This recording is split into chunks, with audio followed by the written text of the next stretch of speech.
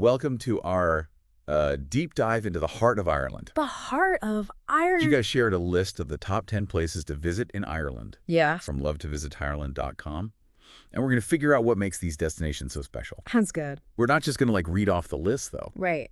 We're going to unearth, the history, the legends, the unexpected details that'll make you feel like you're already there. You know what's so fascinating about this list is that it's not just a random collection of places. Yeah. It really reflects what people find captivating about Ireland. Okay. That blend of natural beauty history and a touch of magic. So let's jump right into it with the first stop on our journey, Okay. the Cliffs of Moher. The Cliffs of Moher. Now, anyone who's seen pictures of these cliffs knows they're impressive. Yeah.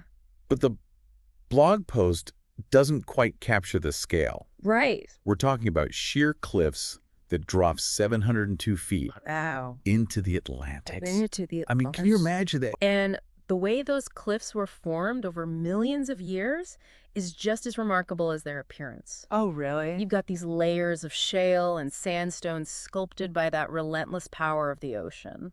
So it's a true testament to the forces that shape this landscape. Absolutely. See, this is what I love about these deep dives. Mm-hmm.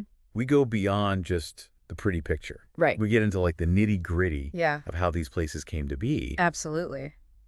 But it's not just about the geology. Right. These cliffs have witnessed some incredible moments in history. Oh, yeah.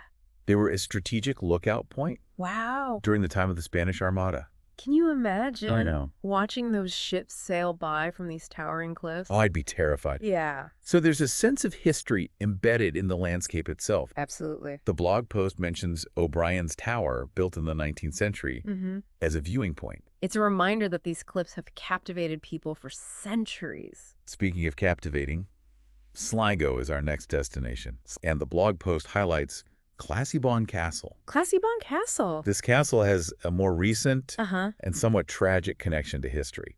Oh. It was the holiday home of Lord Mountbatten, who was assassinated by the IRA in 1979. Wow. It's a stark reminder of the complex history of this region. It is, and Sligo itself is located on the Wild Atlantic Way, Okay. that coastal route that's become synonymous with rugged beauty Yeah. and untamed landscapes. It's a place where you can truly immerse yourself in the power of nature. But Sligo isn't just about dramatic coastlines. No. The blog mentions standing stones linked to some That sort one of, occult interests. Occult interests? It's a bit vague, Right. but it definitely piques my curiosity. Well, these standing stones are actually a fascinating example of how ancient history is woven into the fabric of Ireland. Oh, wow. These particular stones are thought to date back to the Neolithic period, Wow.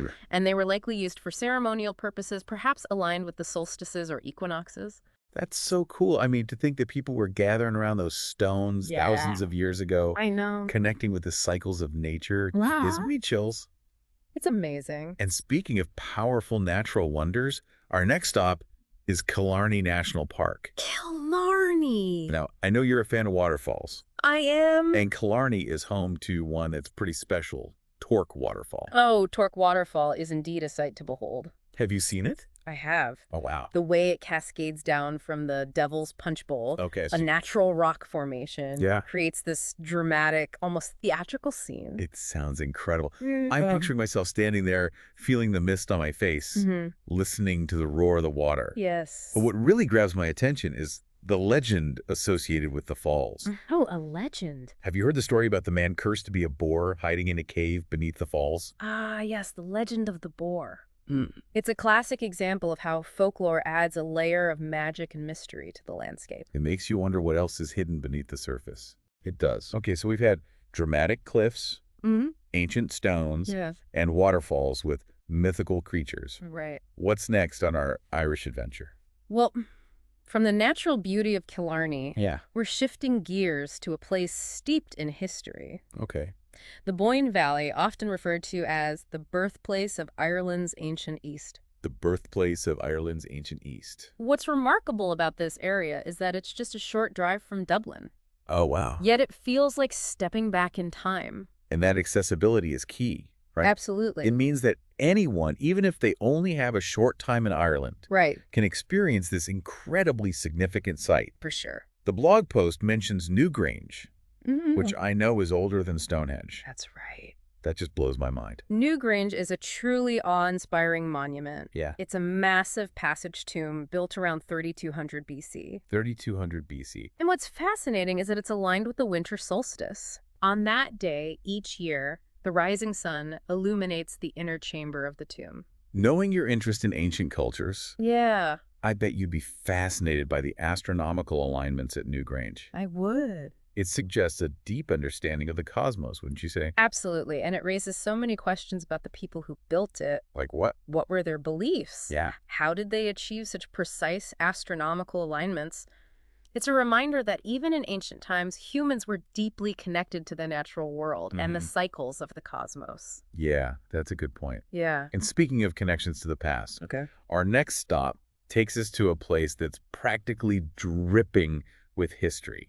Okay. The Rock of Cashel. The Rock of Cashel. This isn't just any castle. Right. It's a medieval complex perched on a limestone outcrop. The Rock of Cashel is a powerful symbol of Ireland's rich and often turbulent past. Oh yeah, I can only imagine. For centuries, it was the seat of the kings of Munster, Wow. and it played a pivotal role in the spread of Christianity in Ireland. The blog mentions a legend that St. Patrick himself converted the King of Munster here in the 5th century. It's one of those places where you can almost feel the weight of history. Oh, I bet. You stand there surrounded by these ancient walls, and you can't help but wonder about the lives that have been lived here, the stories that have unfolded over the centuries. That would be incredible. Yeah. And from the ancient seat of kings, Yes. we're heading to a city that's buzzing with life. Let's go. Dublin. Dublin. This city seems to have it all. It does. Traditional music and pubs. Yes. Historic castles. The story of Guinness. It's a vibrant blend of old and new. I love that duality. Mm-hmm. It's like the city itself is a reflection of the Irish people rooted in tradition, Yes. but always looking forward. Exactly. And there's a certain energy in Dublin. Yeah. A vibrancy that's hard to describe. You can feel it in the music, in the conversations, even in the air. I can only imagine. It's a city that gets under your skin. I've always been drawn to cities with a strong sense of identity. Yeah, And Dublin definitely fits that bill. it does. It's a place where you can lose yourself in the crowds, soak up the atmosphere, and discover something new around every corner. And speaking of discoveries, we've still got several incredible destinations to explore on our Irish adventure. Oh, really? We're going to head west Okay. to the Dingle Peninsula, The Dingle Peninsula. a place that's been called the most beautiful place on earth. The most beautiful place on earth. Those are some pretty high expectations. And they are. Well, we better see what it's all about. Let's do it. So join us as we continue our deep dive into the heart of Ireland, where breathtaking landscapes and captivating stories await. Can't wait. Okay, so we're picking up our deep dive on the Dingle Peninsula, the most beautiful place on earth. Those are some pretty high expectations. It's a bold statement for sure. Yeah. But Dingle has a reputation for stunning coastal scenery Okay. and a sense of untouched wilderness that's hard to find these days. Yeah, you don't see that too often. No, you don't. The photos I've seen of Dingle are just incredible. Oh, yeah. Those rugged cliffs dropping into that turquoise ocean. Wow. And then you have these rolling green hills dotted with sheep. Mm-hmm. It looks like something out of a postcard. It does. And it's not just about the visual beauty. Dingle has a rich cultural heritage as well. Right. It's known for its traditional Irish music, Mm-hmm. its vibrant fishing community, Yeah. and even a resident dolphin named Fungi, Oh, wow. who's become quite a local celebrity. Fungi the dolphin. I know, right? That's something you don't hear every day. This is why I love these deep dives. Mm-hmm. You never know what fascinating little details you're going to uncover. Exactly. And it's those unexpected details that make a place truly memorable. Yeah, they really do. So from the wild beauty of Dingle, Uh-huh. we move on to a city that's known for its creative energy, Oh, okay. Galway City. Galway City. But this is a place that's been on my travel wish list for a long time. Right. The blog post describes it as a place where the River Corrib Mm-hmm. meets the Atlantic, Yeah. a city of music, art, and medieval charm. Galway has this wonderful bohemian spirit. Oh, wow. It's a city that embraces its artistic side, I like that. and you can feel that in the colorful shop fronts, Mm-hmm. the street performers, Yeah. and the lively pubs where traditional Irish music fills the air. I could almost hear the music now. I know. You mentioned medieval charm. Yes. What sort of historical sites can you find in Galway? Well, Galway has a rich history Okay. dating back to the 12th century. Wow. You can still see remnants of the old city walls, and there's the Spanish Arch, Oh, yeah. a 16th century gateway that once protected the city's quays. You know, whenever I think of Ireland, castles always come to mind. Of course. And speaking of castles, up next we have Blarney Castle, home of the legendary Blarney Stone. Ah, yes, the Blarney Stone. You know what's funny? What? The blog post doesn't mention much about the castle itself, but it focuses on the tradition of kissing the stone for the gift of eloquence. The gift of eloquence. Have you ever kissed the Blarney Stone? I have not kissed the Blarney Stone. What's your take on this age-old tradition? It's one of those things that you either embrace wholeheartedly or find slightly unhygienic. Oh. Personally, I'm a bit on the fence. I get it. I mean, kissing a stone Yeah. that's been kissed by millions of people over the centuries. Millions. Is it a charming tradition or a recipe for a cold? Exactly. But you know what? I have to admit, I'm kind of curious to experience it for myself. I think that's the beauty of travel, isn't it? Yeah? Stepping outside of your comfort zone and embracing experiences that are new and different, Absolutely. even if they're a bit quirky. Like hanging upside down to kiss a stone. Well, at least they've made it a bit safer these days. Oh, really? Apparently, you used to have to be held by the ankles Oh, and lowered head first over the battlements. oh my goodness. I'm glad they've modernized the process a bit. Me too. Speaking of modernization, Bye. our final stop takes us to Limerick, Limerick. a city that's often overlooked, Mhm. but has a fascinating history and a vibrant present. Limerick is a city on the River Shannon, Okay. and it's played a significant role in Irish history. It's a place that's been shaped by conquest, rebellion, and renewal. Wow, that's a lot. It is. The blog post describes it as a city full of history and vibrant street life. What would you say are some of the must-see spots in Limerick? Well, King John's Castle is a definite highlight. King John's Castle. It's a 13th century fortress that stands guard over the city. Wow. And then you have St. Mary's Cathedral, one of the oldest and most beautiful churches in Ireland.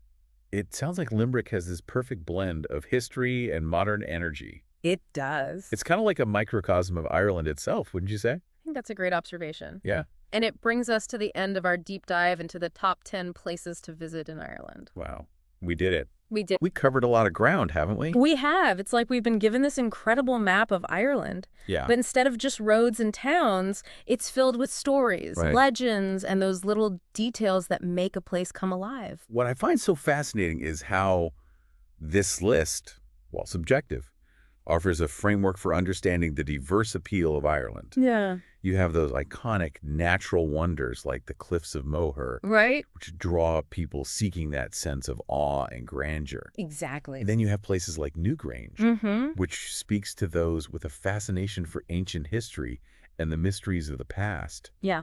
It's like there's something for everyone in Ireland, There is. whether you're a nature lover, Right. a history buff, or just someone seeking adventure. We've talked about the individual destinations, Yeah. but if we zoom out a bit, Okay. we can see how they connect to broader themes. Okay, I like that. The Wild Atlantic Way, for example, Yeah. is more than just a scenic route. It's a journey through the rugged beauty of Ireland's western coast, a place where the power of the ocean is palpable. And it's not just about the scenery. No. It's about the people, the culture, the stories that have been passed down through generations. Absolutely. I'm picturing those cozy pubs in Dingle with the locals gathered around the fire, sharing tales and singing traditional songs. And then you have cities like Dublin and Galway, Right. which offer a different kind of experience. Yeah. They're vibrant hubs of creativity Yeah. with a modern energy that's intertwined with their historical roots. It's that blend of old and new that I find so captivating about Ireland.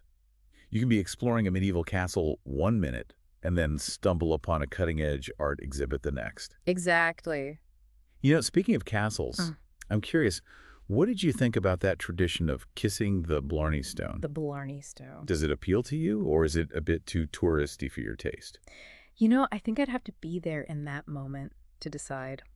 Part of me thinks it's a bit silly. But there's also something intriguing about participating in a ritual that's been going on for centuries. I think that's the beauty of travel, isn't it? It is. It's about opening yourself up to new experiences, even those that might seem a bit strange or unfamiliar at first. Absolutely. And sometimes the most memorable travel moments are those that take you by surprise, those unexpected encounters or discoveries that you couldn't have planned for. Well, we've given you plenty to think about today. From the towering cliffs of Moher Right. to the legendary Blarney Stone. Yeah. Hopefully we've inspired you to delve deeper into the heart of Ireland, Mm. to go beyond the typical tourist itinerary and create your own adventure. And who knows, maybe you'll even find yourself hanging upside down kissing a stone for the gift of eloquence. Or perhaps you'll discover a hidden gem that's not even on the top 10 list. Well, that'd be A cool. place that speaks to your soul and leaves a lasting impression. So whatever path you choose, we hope this deep dive has given you a taste of the magic that awaits in Ireland. So start planning your trip, pack your bags, and get ready to experience the beauty, the history, and the craic of the Emerald Isle. The Emerald Isle